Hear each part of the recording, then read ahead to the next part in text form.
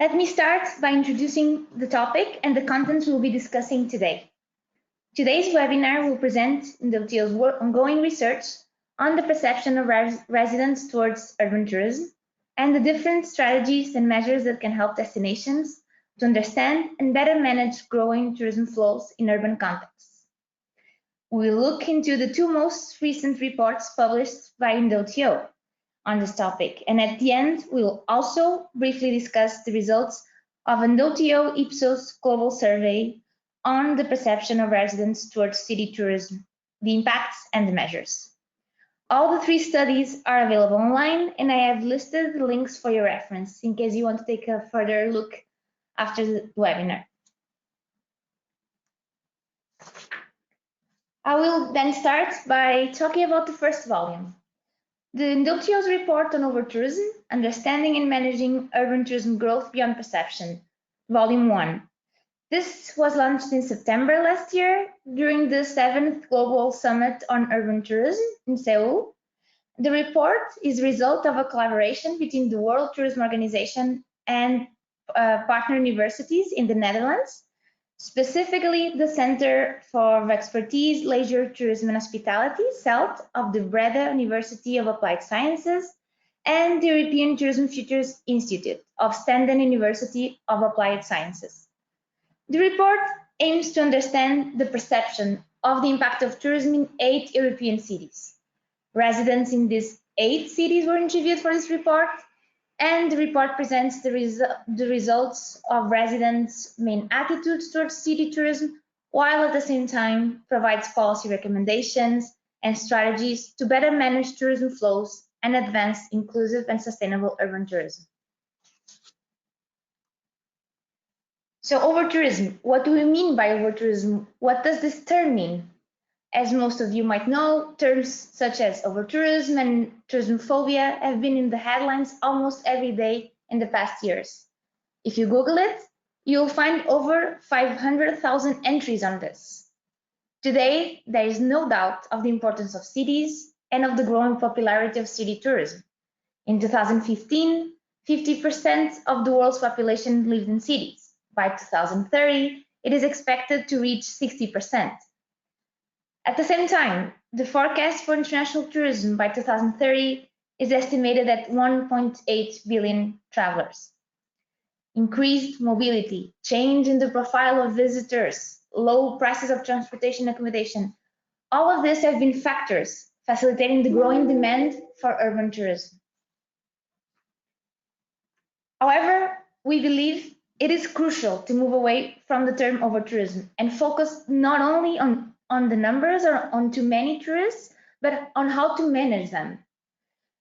For this discussion and in the report, we thought it would be important to rebuff 4 central myths usually associated with overtourism. First one, tourism congestion is not only about the number of visitors, but about the capacity to manage them.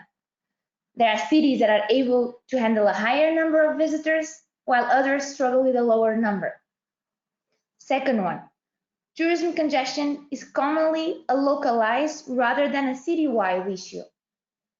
Tourism pressure is mainly linked to popular areas of a city or main attractions, not the entire city. Third myth, tourism congestion is not a tourism-only problem.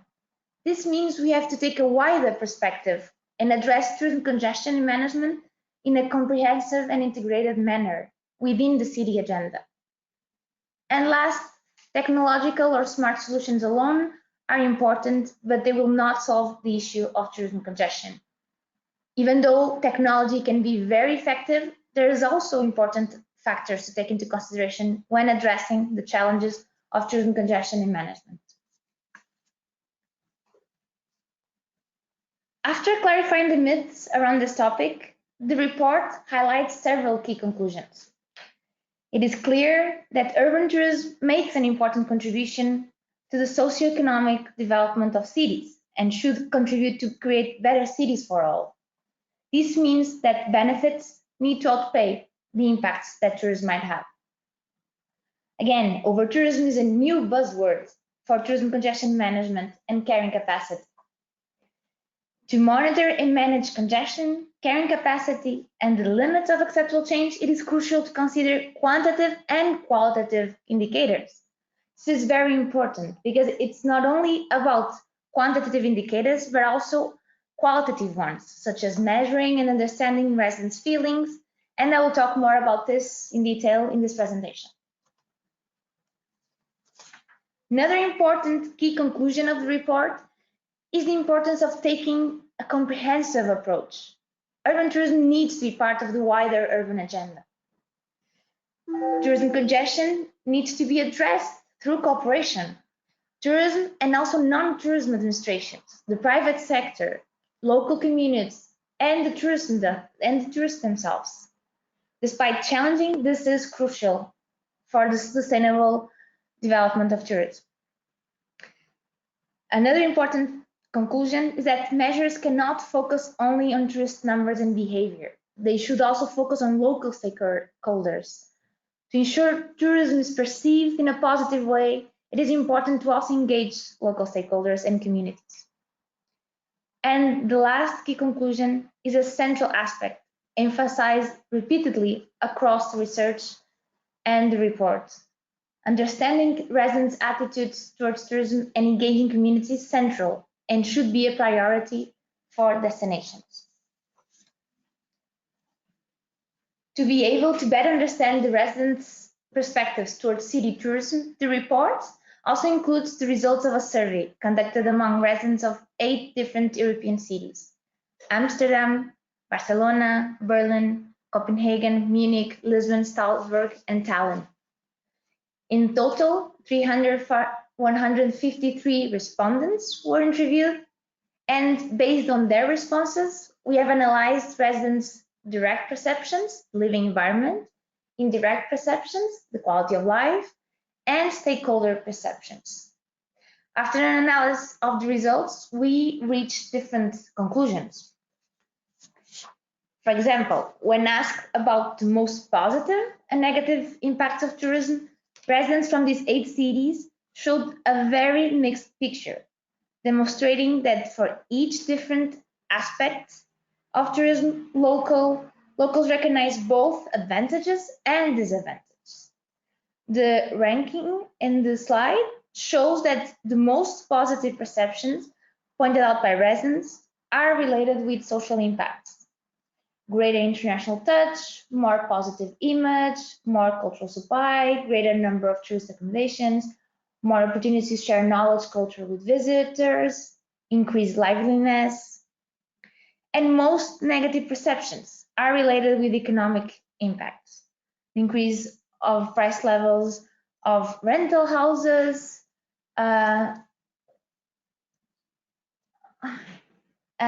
of prices of transportation, of infrastructure, and so on.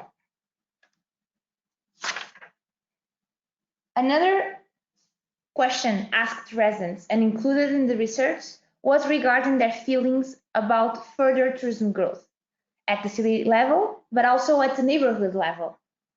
Surprisingly, at the city level and neighborhood level, the results revealed that 30% of residents feel that there should be no limitations to the growth of visitor numbers. And between 24 and 26% of residents feel that there is still room for visitor numbers to grow further.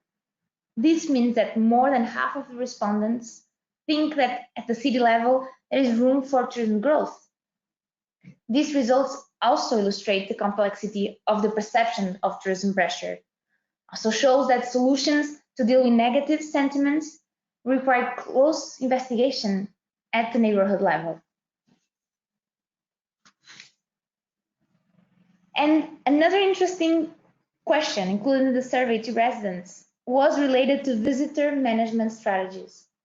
These are the top 5 strategies mentioned by city residents: improve infrastructure and facilities in the city, communicate with and involve local residents and local businesses in tourism planning, communicate better with visitors on how to behave in the city, distribute visitors better over the year, and create city experience where residents and visitors can meet and integrate. As you can see, residents tend to favor wider infrastructure and facilities improvements. It's at the top. The answers also suggest that respondents overall prefer positive than the repressive measures. So while the first part of the report was focused on understanding the perception of residents, as I just mentioned with the results and the survey that was conducted, the second part provides a number of strategies and measures on how to better manage growing tourism flows. In the report, we have identified and proposed 11 strategies, and within each strategy, different measures, 68 measures in total. You can find all of these measures and in more detail in the report. We also conclude that while there is no size-fits-all solution, each city has to determine their needs and which strategy and measures would be the most adequate for their destination. I will quickly now mention the different 11 strategies proposed and provide some measures as examples. First, promote the dispersal of visitors within the city and beyond. For instance, by hosting most events in less visited areas of the city. Promote time-based dispersal of visitors. One example could be promoting experiences during off-peak months. Stimulate new visitor itineraries and attractions. This could be promoting the hidden gems of a destination. Review and adapt regulation. A wide range of measures could be implemented, such as reviewing opening times of attractions, museums, creating pedestrian-only zones, etc., etc. Enhance visitor segmentation, targeting visitor segments with lower impact, for instance. Ensure local communities benefit from tourism.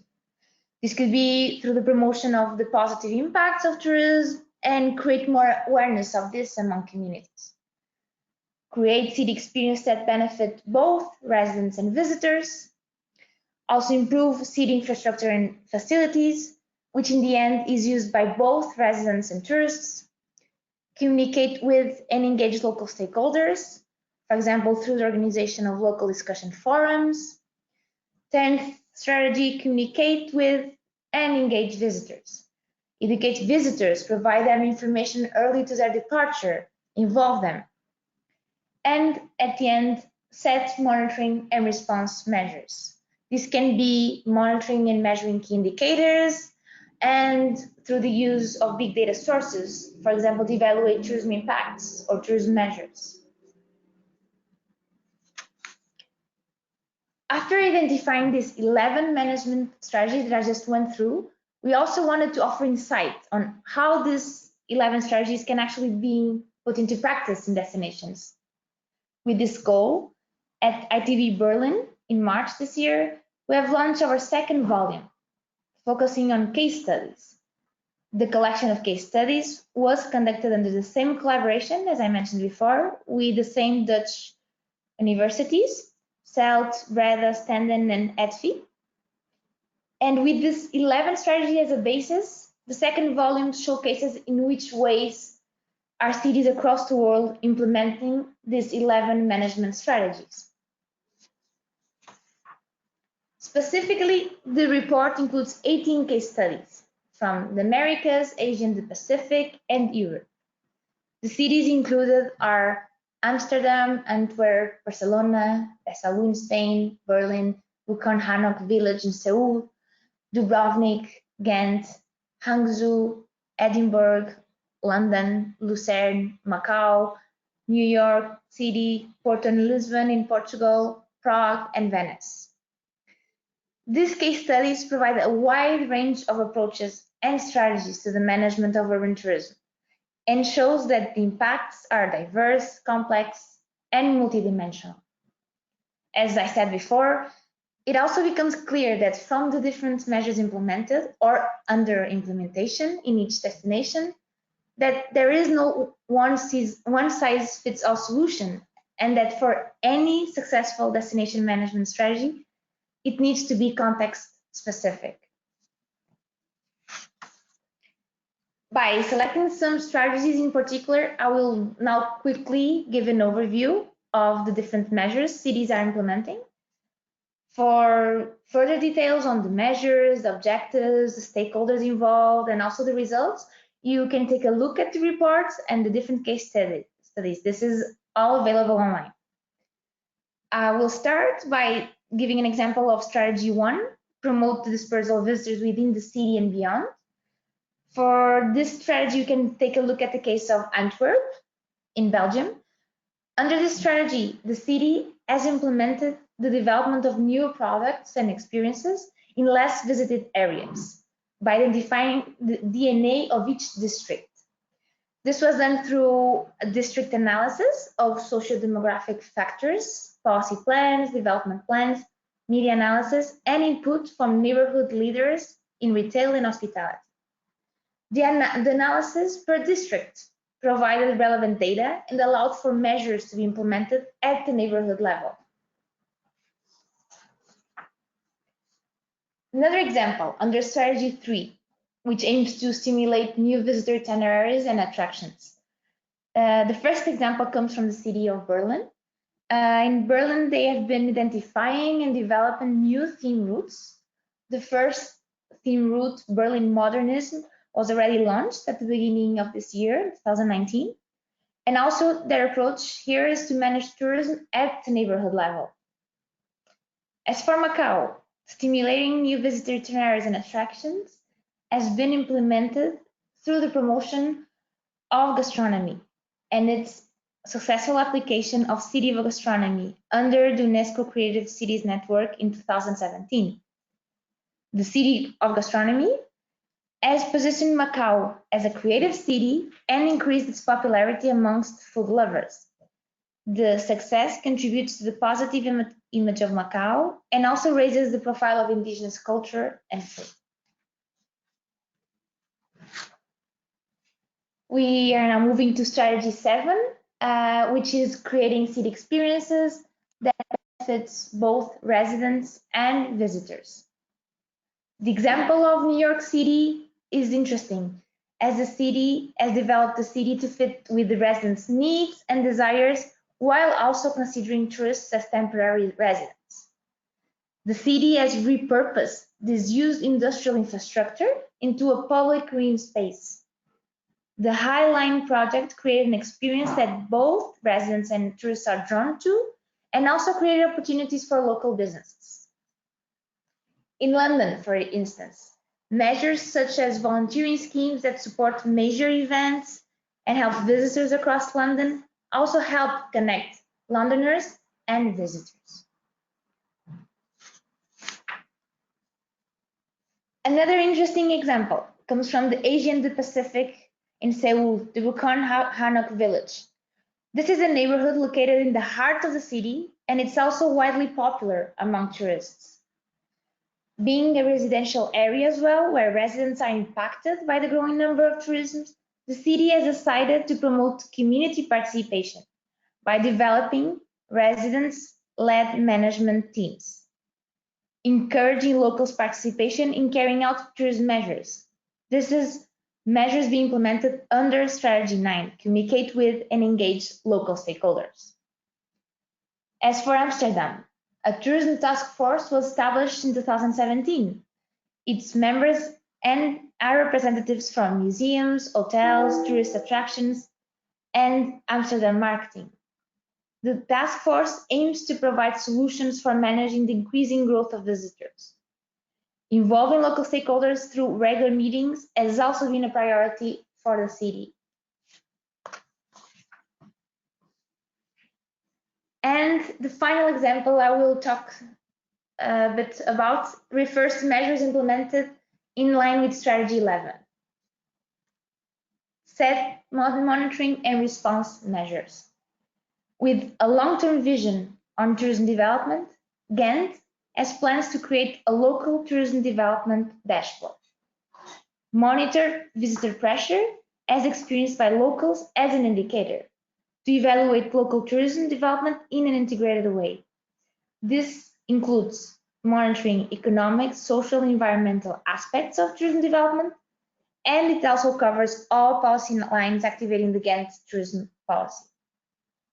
And finally, in the cities of Lisbon and Porto in Portugal, a pilot project on mobile data positioning is underway.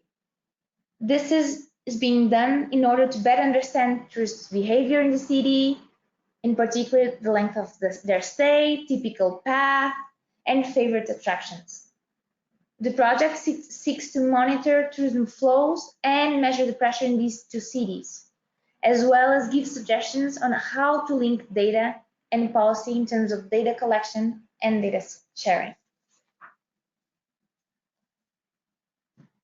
In conclusion, we can see that despite the diversity in context, geography, and state of tourism in all of the 19 cities included in the second volume, there are some key conclusions which can be highlighted. First, the fact that among the 11 strategies identified, the concerns and challenges raised by most destinations often appear to be the same. Congestion in specific locations and sites at specific moments, mobility issues, pressure on infrastructure and resources, decrease in place authenticity, and impact on social fabrics and residents' daily lives. Additionally, among the 11 strategies identified for the report, it also becomes clear that the most common measures being implemented are related to the dispersal of visitors within a city and beyond, which shows the pressing need to manage tourism congestion in certain areas and attractions. Like I said before, it is a localized phenomenon. Also, measures with the aim of improving the city infrastructure and facilities are also frequently mentioned, reflecting the fact that many challenges are linked not only to the growing number of visitors, but also to the pressure placed by residents, commuters, and tourists on the city's resources and services. Also, for the majority of the case studies, steps to evaluate the effectiveness of the measures have not yet been made. Based on the examples in this report, it is evident that an effective approach to the management of visitors will only be successful if a comprehensive and long-term planning strategy is adopted. This can be done based on a multi-action, multi-stakeholder, participatory approach, which includes the local residents.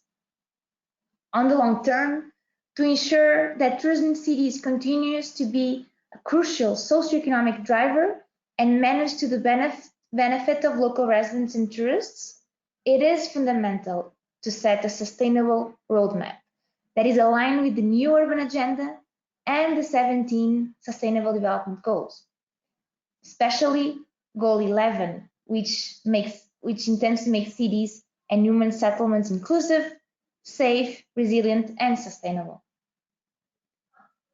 So to conclude, in order to position tourism in the urban agenda, it is necessary to increase cooperation across sectors, which go beyond tourism, and increasingly adopt measures taking into account the wider city policy structure. This will necessarily require action or assistance from actors that are not directly involved in the tourism sector.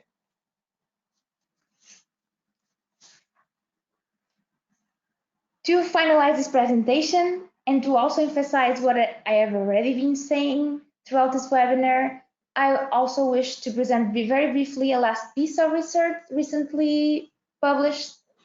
Again, it is fundamental today to gain insights to the perception of residents towards tourism, to be able to tackle the challenges of tourism growth and to better manage tourism. This was the reason why at the end of last year, UNWTO, in collaboration with Ipsos, conducted a global survey on the perception of residents towards city tourism, impacts and measures. For this research, an online survey was conducted and 2,000 respondents in total were interviewed across 15 countries: Argentina, Australia, Belgium, Canada, France, Germany, Hungary, Italy, Japan, Poland, Republic of Korea, Spain, Sweden, United Kingdom, and the United States of America. The survey was conducted between December 2018 and January this year, and the sample was representative of the global population of each country.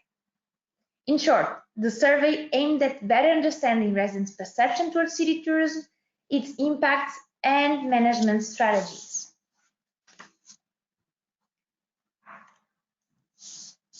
Among other interesting results, the research revealed that overall, residents in these 15 countries recognize the positive impact of tourism. The mixed picture of the perceived impacts, as you can see in the slide, shows as well that the perceived impacts rising from urban tourism in the different countries are complex in terms of economic, social, environmental issues. Overall, on the positive side, 52% of respondents think tourism has a big or moderate impact in generating wealth and income. On the other hand, on the other spectrum, 46% think it creates overcrowding. By country, you can take a further look at our report. You can see that the perception of tourism positive impacts is particularly strong in Argentina, Australia, the Republic of Korea, Spain, and Sweden.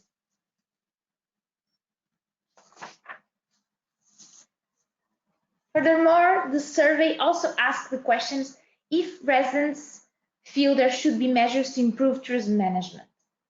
The results show that 49% of respondents consider that there should be measures to improve tourism management.